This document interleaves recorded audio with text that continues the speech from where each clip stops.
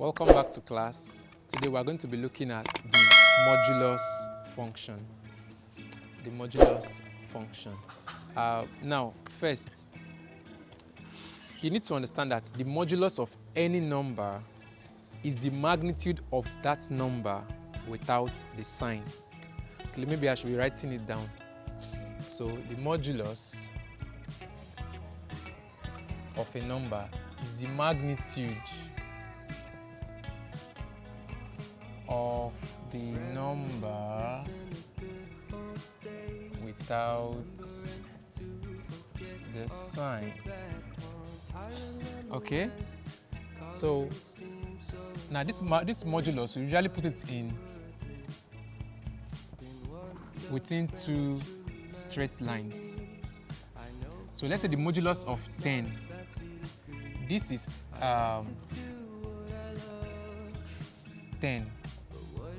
So the modulus of a number is that number without the sign. What about the modulus of minus 10? Sorry, straight line. So the modulus of minus 10 is also 10. So get the point. When we are working with the modulus of a number, we are ignoring the sign. But apart from just ignoring the sign, the modulus of a number is always positive, whether the number is positive or negative. As you can see here, the modulus of 10 is 10. The modulus of minus 10 is 10. So with modulus, you ignore the sign and work with the magnitude of the number. Now, I also said something that the modulus of a number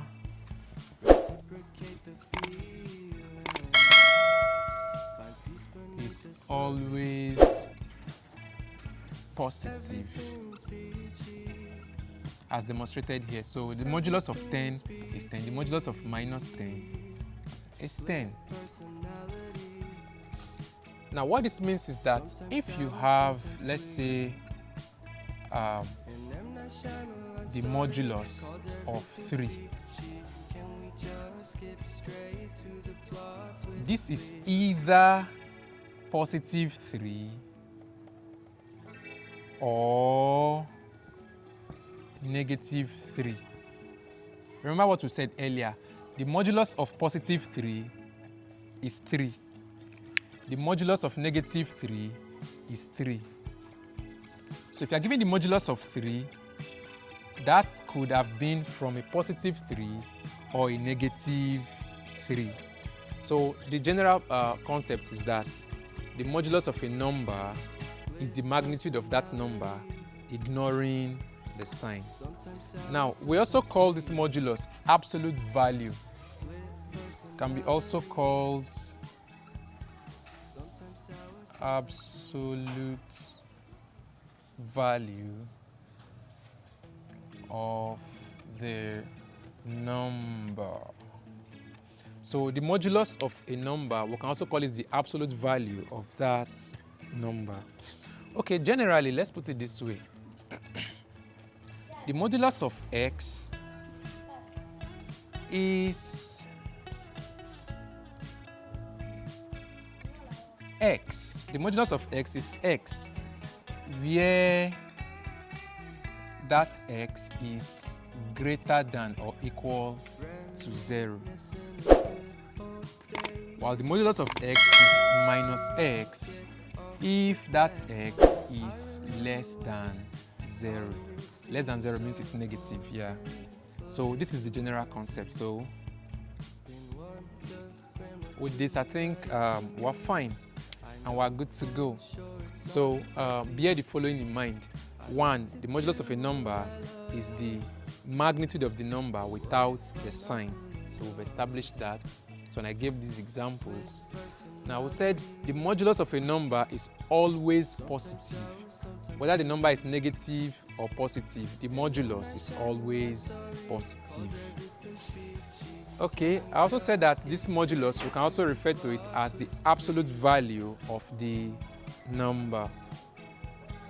Yeah, and then finally I've said that the modulus of a number, to simply put it, is the modulus of a number, say x, is x if that x is greater than or equal to 0. That's for positive numbers, the modulus is the same. Just like the modulus of 10 is 10.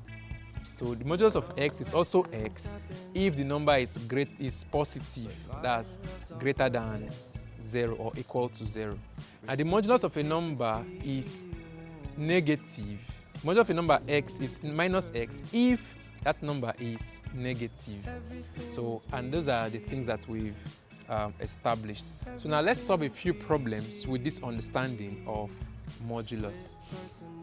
I think I can rub this. Yeah. Okay, before we start solving these problems, let me give you an example of where we use this modulus. If you have heard about percentage error, that's one place where we use these absolute values. For example, the percentage error is the magnitude of the error regardless of the sign. So you would have seen this formula, percentage error equals to the measured value minus the actual value all over the actual value, but this is absolute multiplied by 100. So this gives us percentage error. You would have seen this. So let's say we have a ruler that's actually 21 centimeter. And then I measure that ruler to be 20 centimeter. So there's an error there. So now, for us to calculate the percentage error is simply the measured value, which is 20, right?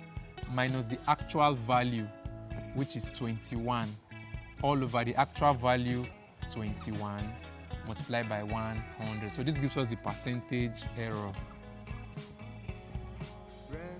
Now, we use the absolute value so that 20 minus 21, which is supposed to be minus 1, is now 1.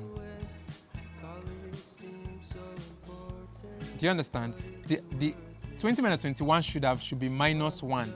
But we're working with the actual value because we don't need the sign. We only need the magnitude, how big or small the error is. So that becomes 1 over 21 multiplied by 100. So if we compute this now, it gives us the value, a value that signifies the magnitude of that error. So we use absolute value in doing this calculation. So there are a lot of places as you go higher in mathematics, you see the use of this absolute value. But now that we know what it is, let's solve a few problems involving the absolute value or the modulus. Okay, so we'll start from number 1. Okay, so our question 1 says, solve, have the modulus of 2x minus 1 equal to 3. Now this is straightforward, because from what we've learned, the modulus of this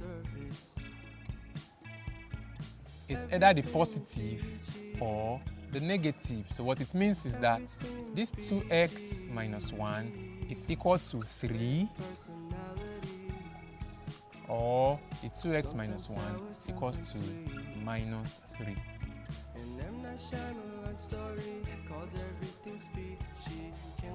Okay, so from here, 2x equal to 3 plus 1, that's 4, or 2x equal to minus 3 plus 1.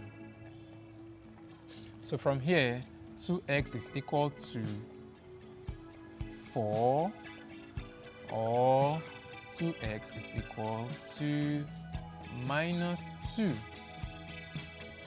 Now we can get our x easily by dividing both sides by 2, right? So this cancels this, and our x is equal to 4 divided by 2 is 2. Or to divide both sides by 2 here, this cancels this, our x is equal to minus 1. All right, so for this equation, our x is either 2 or minus 1. So let's do a quick check. So if x was 2, let's put it in here. So we're going to have 2 multiplied by 2 minus 1, right? That's 2 multiplied by 2 is 4. 4 minus 1 is equal to 3. So this one passed. So what if our x was minus 1? So let's bring this down here again. So we're going to have 2 multiplied by minus 1. That's the x is minus 1, remember. So 2x will be 2 multiplied by minus 1. Minus 1 equal to 3. Okay? No. Let's leave that. So 2 multiplied by minus 1, that will be minus 2, right? Then minus 1. So minus 2 minus 1 equal to minus 3. So this gives us plus 3 and minus 3. So this is also correct. So our value of x is 2 or minus 1 for the absolute value. Okay, so that's number 1. So that's how we use these absolute values. Okay, let's move to number 2. Number 2 says solve x minus 4 equal to 2x plus 1. So the absolute value, of x minus 4. So how do we do that? It's simple. So let me solve it down here. So what we have is this x minus 4. Remember, the absolute value is either positive or negative, as we've established. So that will be equal to, so I'm solving this now, okay? Let me do it standard.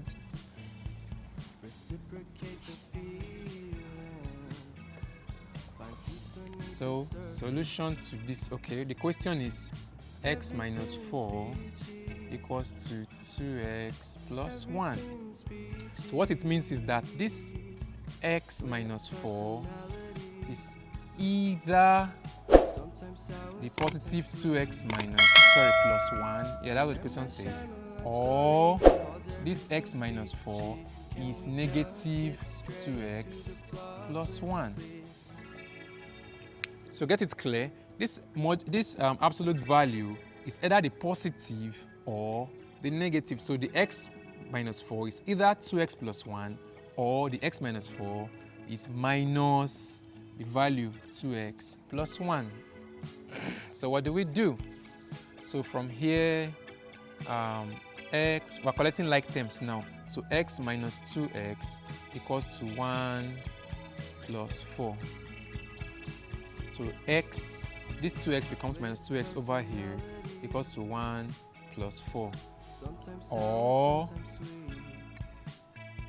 okay, let's just expand this to avoid confusion. So we have x minus 4 equal to minus 2x minus 1. That's minus 2x and minus 1.